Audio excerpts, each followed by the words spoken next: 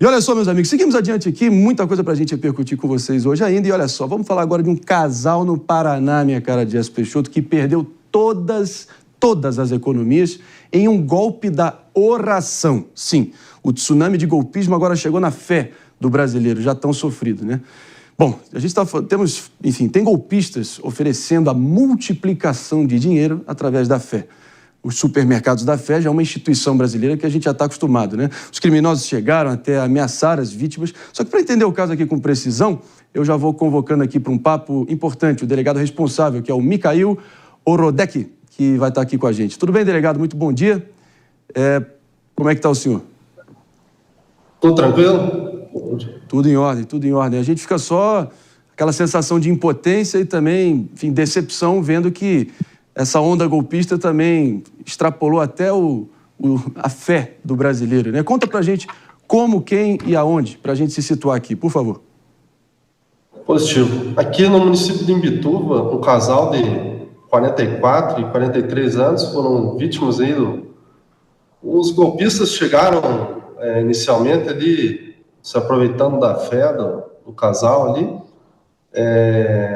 e oferecendo chás ali. O estelionatário é muito perspicaz ali a notar alguma fragilidade, né, das pessoas e começa a explorar essa situação a fim de, ao final, subtrair valores. Isso é comum, ocorre no Brasil inteiro, né? E aqui no município de Imbituba não foi diferente. É complicadíssimo a gente ver o nível que chegou as coisas. Vou trazer aqui para a discussão a nossa... Jess Peixoto vai te fazer a próxima pergunta, delegado. Bom dia, delegado. Parabéns pelo trabalho. A minha pergunta nesse caso é sobre quantas vítimas vocês já encontraram deste casal, né? E como que eles escolhiam? Era uma, pelo que eu li, é uma casa onde eles vendiam plantas medicinais, mas como eles escolhiam quem levar para fazer esse tipo de atividade aí de extorsão baseado, infelizmente, na fé? Não foi bem dessa forma. Esses golpistas aí, eles não são da cidade aqui, da região. Eles, pelo início da investigação, a gente apurou que eles são de fora e percorrem vários estados aplicando golpes. E chegaram na casa desse casal e abordaram ali, inicialmente oferecendo chás, dizendo que seriam indígenas, e teriam conhecimento nessa área aí de plantas medicinais. Daí, aos poucos, foram ludibriando eles ali até conseguir subtrair os valores, né?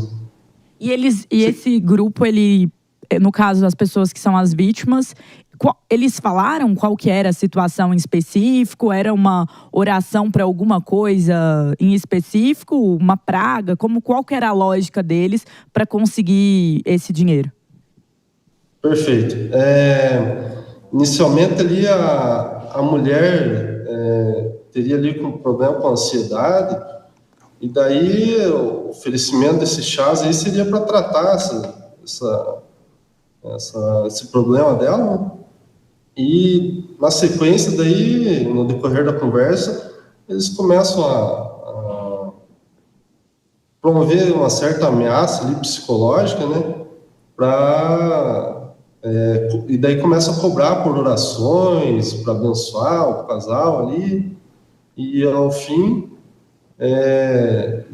queriam abençoar o dinheiro ali da família, que foi a situação que acabaram levando as economias ali da família, né?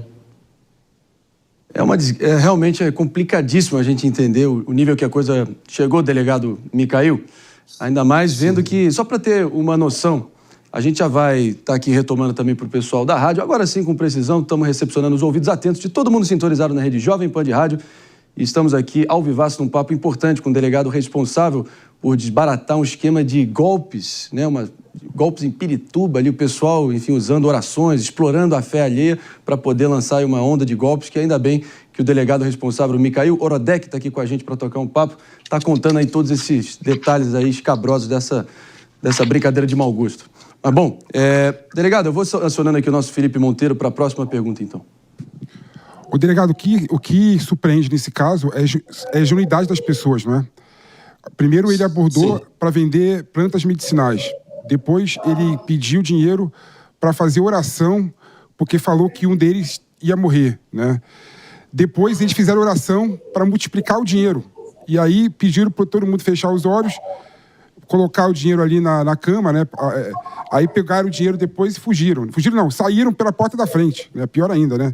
Então eu queria saber como é que é o perfil, né, da vítima, né? E como é que elas ficaram depois que procuraram a polícia e descobriram que era golpe, né? Sim. Depois que a vítima nota que caiu no golpe, geralmente ela fica envergonhada, isso é normal, né? Apesar de as autoridades aí e a divulgação da imprensa deixarem a população mais em alerta aí a respeito desses golpes, o estelionatário ele tem a característica ali de ser... ele não chega diretamente de uma forma que desperta a desconfiança da pessoa. Ele vai aos poucos ali, ganhando a confiança e promovendo uma ameaça velada ali, e ao final as pessoas até mais instruídas acabam caindo não digamos nesse tipo de golpe ali, mas outras formas aí, esses golpes de Pix, que ocorrem através de aplicativos, o modus operandi geralmente é o mesmo, só muda o meio aí que é cometido, tem o meio virtual e o meio físico. Nesse caso aí foi o meio físico, né? Para todo mundo nos ouvindo aqui na Rede Jovem Pan de Rádio, só para contextualizar, a gente está falando do município de Imbituva, região central do estado do nosso querido Paraná, no bairro Nova, onde aconteceu esse golpe. 2 charlatões, inclusive é chocante como o charlatanismo e o curandeirismo ainda ressoa muito forte em algumas partes do Brasil profundo, né? Impressionante pela falta de informações seguras, estruturas modernas de medicina. A pessoa fica ali refém no alto da sua ingenuidade, da sua inocência, acaba sendo presa fácil para esse tipo de golpista. Agora, R$220 por oração, né, delegado Micael? Para cada um, cara. Para cada um. Esses pais de santo golpistas estão cobrando em dólar? O que é isso? Aí a gente já vê que quando a pessoa já começa de má fé, né? Alguém que está buscando fazer o bem, dificilmente vai cobrar valores desse montante aí para fazer uma oração, abençoar alguém. É inacreditável. Fico aqui corrigido devidamente, PP me cantou a pedra, claro. Um abraço a todos. Fazer distinção aqui, obviamente não se trata de pais de santo, e sim de golpistas, salafrários de 5ª categoria, que o nosso querido delegado Micael Orodec foi certeiro aí em revelar a verdadeira face desses desalmados aí, né? Vou com o Mano Ferreira agora, delegado, para te fazer a próxima pergunta. Bom dia, delegado. Eu queria pedir dicas. Do ponto de vista da população, qual a principal dica que o senhor dá para que a pessoa não caia no golpe e, caso encontre um visível ou potencial golpista, como proceder para fazer a denúncia nas autoridades? Ao se deparar com uma situação dessa natureza, o popular deve imediatamente ali dar um jeito de ligar para o 190, que é o número mais fácil do plantão da Polícia Militar, né? E certamente uma equipe deslocará no local e vai verificar a veracidade, ainda que não seja constatado que seja um crime realmente, tendo a presença da polícia, o policial vai puxar o histórico daquelas pessoas e vai ver se estão de boa fé ou não. E, nesse caso, jamais recolher para dentro da residência pessoas desconhecidas, né? A gente não sabe a intenção de quem está abordando ali, a pretexto de ser vendedor, ou no caso aí de um religioso, né? Como se passava. Enfim, ali foram só prejuízos financeiros, né? Mas, de repente, poderia ter culminado em algo mais grave. Inclusive, esses 2 marginais aí que vitimaram esse casal, eles cumprem pena aí, um deles cumpre pena em regime aberto, ou seja, não é a primeira vez, já tem experiência no ramo aí do estelionato, né? No caso é um furto mediante fraude, tecnicamente, mas não deixa de ser ali mesmo uma forma de operar do estelionato. Bom, tentando olhar o copo meio cheio e olhar aqui o lado, se é que tem algo bom que a gente possa extrair é a tua atuação e a tua atuação certeira e bem-sucedida, delegado. A gente agradece a tua presença aqui no Morning Show, deixando as portas abertas sempre. Mandar um abraço apertado aí para todo o povo querido de Imbituva e todo o Paraná Central, que realmente nos prestigiam aqui dia após dia. Obrigado. Igualmente. Obrigado pela oportunidade e um abraço a todos. Meus amigos, eu quero repercutir aqui com você, porque tem isso, né? Quando você pega charlatanismo, curandeirismo e golpismo, que são 3 pragas que atravessam os séculos, tá? Mas no Brasil parece que ainda tem raízes muito fortes. Aí, meu amigo, vira uma receita perfeita ou tóxica para poder levar, enfim, pessoas absolutamente ingênuas, inocentes, quase essa pureza, essa inocência que vive no Brasil profundo, sendo explorada, né? Algo que poderia ser um potencial nosso, poderia ser algo usado para o bem, acaba sendo explorado para o mal. Concorda, Pepe? Não, concordo. É bizarra a situação, né? Esse caso, ele mostra claramente muitos pontos da cultura brasileira. Primeiro, a religiosidade, né? As pessoas são religiosas por natureza, não é? E aí, quando você, de certa forma, é ameaçado com a morte, né? Você acaba caindo em golpe mais facilmente. Então, o charlatanismo acabou mexendo com as emoções e acabou mexendo também com a religião do outro. Esse caso é engraçado, Marinho, porque ele tem vários golpes. São 3 golpes seguidos. Primeiro golpe, o cara bate na porta, toca a campainha e vende casca de plantas. Aí a pessoa compra. Isso. Aí o segundo golpe, os 2 meliantes falam assim, você vai morrer. Pode fazer uma oração dentro da sua casa? Aí o casal abre a porta da casa para os 2 meliantes criminosos entrarem e fazem a oração e cobram R$200 de cada um. Aí o cara paga. Não, paga e promete que vai ter multiplicação da grana deles. Aí depois teve o terceiro fato. Ele pegou um pano, colocou na cama e falou assim, coloca todo o dinheiro que você tem na sua casa aqui, em cima da... Eles tinham R$1.800. R$1.800. Aí ele fecha joga água no pano. Fecha o pano. Aí fala assim, fecha os olhos, vamos rezar para a multiplicação do dinheiro.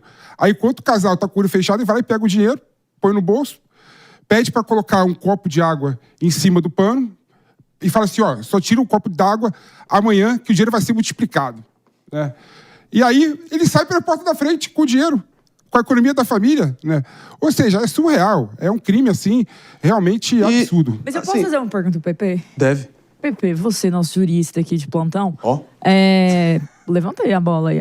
Jurista de plantão aqui, ó, viu? Deu uma levantada. Jurista de plantão aqui. Será? Eu detectei um debochezinho. Não, foi um elogio. Eu falo o nosso legalista, garantista geral desta república, mas tudo bem. Mas aqui eu tenho uma dúvida no qual que seria o ato que é criminoso de fato. E por que eu pergunto isso? Porque é comum aí a gente ver lá em Goiânia, tem uma senhora que fica toda hora falando, vou te cobrar 200, vou te cobrar 300, tirar mal olhado, essas coisas, vem cá pra tirar mal olhado. Isso é crime, de fato? Eu até vi que existe um conceito de estelionato religioso. Ou, por exemplo, nesse caso da só oração, eu sinto até asco de chamar de oração, mas nesse caso, quando a pessoa vai lá e faz esse ritual e cobra, é crime? Se sim, por quê? E, nesse caso, os 3 são crimes. Vender o chá, que provavelmente não tem nenhuma prova que funciona. Cobrar pela oração. E, claro, o último, inegavelmente, é crime. Roubou o dinheiro e saiu pela porta da frente. Então, queria saber de você. Essa é uma boa pergunta, Jéssica. É uma boa pergunta, né? Eu entendo que é estelionato na cara dura, né? Você está numa posição, né, querendo vender facilidade para outro, né, por meio de subterfúgio. Para mim, cai como estelionato. Mas eu concordo com você que está na Amazônia cinzenta ali. Mas o último ato, realmente, que é pegar R$1.800, não tem dúvida que é furto.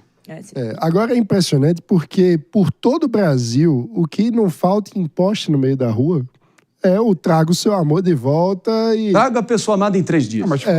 Oração e coisa de amarração do amor, volte, o seu ex vai voltar, 1 milhão de promessas mediante pagamento, né? Serviços espirituais que são vendidos supostamente dessa forma. Isso é algo que acompanha a cultura brasileira há muitos e muitos anos, né? Não é uma coisa... Inclusive serviu de aconselhamento mediúnico, espiritual para ex-presidentes da República.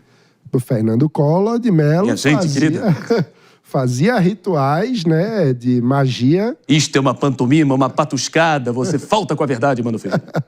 Mas há registros Por isso o Brasil tá assim, aí, ó.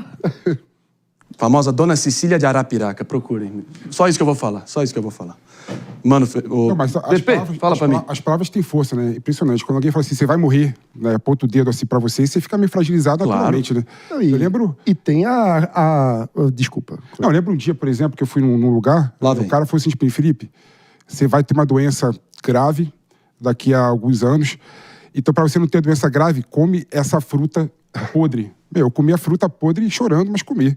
Queria nem saber se era golpe ou não. E teve prejuízo Passou depois? uma semana passando mal. Não sei. Aí mas não vale eu ia trazer o caso curioso do cacique cobra coral, né? Que tem serviço público aí para orações para que não chova no Carnaval do Rio de Janeiro, né? Que é uma coisa tradicional na cultura brasileira. Cobra milhões, né? Milhões. A gente viu agora a versão gaúcha dos Pampas do Osho, né? Aquele líder de seita religiosa. Então o Brasil é um terreno fértil para todo tipo é o que eu falei, essa mescla tóxica e destruidora entre charlatanismo, curandeirismo e golpismo. Quando junta os três, então, é melhor sair da frente. Jess. Sabe que é o João de Deus lá em Abadiânia? O João de Deus, eu cheguei a ir lá com algumas pessoas da minha família que fizeram um procedimento, assim, espiritual. E lá, ele não cobrava. Não tinha ali, ele entregava umas coisinhas, mas ele não cobrava. Ficava a caráter de doação. Então as pessoas iam lá, faziam a questão da crença, faziam as consultas com ele. Às vezes ele passava um negócio, não sei o que era aquilo, mas ele não chegava a cobrar. Ficava a seu critério dar ou não dinheiro. E aí, nesse caso, Pepe, quando não existe nenhuma troca financeira forçada, não existe o mínimo risco de ser crime, né? Eu entendo que não, mas assim, o cara João de Deus, ele foi acusado de crimes sexuais. Não, né? sim, mas eu tô falando assim, no que tange essa de poder doar para uma causa ou para uma coisa... Aí não Esse aí, então, outro que conseguiu ludibriar e até seduzir figurões da República. Muitas figuras da República visitaram o João de Deus, é fato. A própria Oprah, apresentadora dos Estados Unidos, chegou a fazer um programa lá que falava sobre o João de Deus. Ele teve uma cobertura da mídia gigante. Uma curiosidade, a Abadiânia girava em torno do João de Deus, do centro do João de Deus. Então, o turismo, os espaços de se ficar, tudo isso. E era gente do mundo inteiro, assim. O que você mais via era pessoa, conhecia uma mulher lá, largou a vida na Irlanda, dizia ter sido curada de câncer por ele e ficou lá para ajudar voluntariamente. Então, assim, o turismo na cidade hoje, ele era esse turismo que estava ligado ao centro dele, e hoje a cidade está a ver fantasmas, assim. Mas o caso do João de Deus é o caso que eu acho que é paradigmático, porque ele usa a fé numa condição de superioridade a outra pessoa para obter vantagem. Eu lembro que um dos casos de uma pessoa que acusou ele falava que a cura vinha pelo sexo, né? E a mulher fala assim, poxa, eu não tenho... Meu pai tá com câncer, deram 3 meses de vida pra ele. Aí também pode ser também. Eu vou fazer o que ele quiser. E aí dormia com o João de Deus para tentar curar o pai e no final das contas não curava. E esses casos são sempre muito complexos, né? Porque a liberdade religiosa é um princípio essencial de qualquer país livre, né? Então as pessoas são livres para terem a sua própria crença, para acreditarem em práticas espirituais diferentes. Ninguém aqui está defendendo que você deva abandonar o lado espiritual da sua vida ou que você deva acreditar numa coisa específica. O pluralismo religioso é uma marca essencial e muito bonita da cultura brasileira.